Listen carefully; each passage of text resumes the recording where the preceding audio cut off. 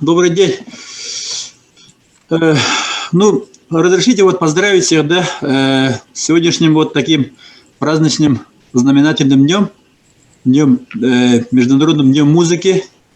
На территории нашего района, проект «Музыка для всех», когда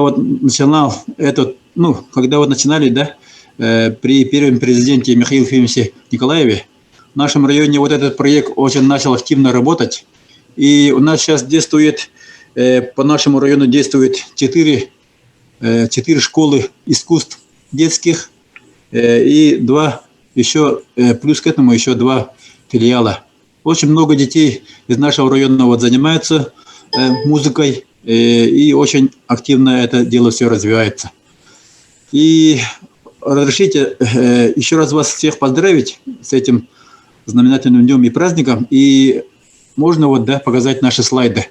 Дорогие друзья, Международный день музыки – это еще одна возможность обратить внимание общественности на значение музыки в нашей жизни.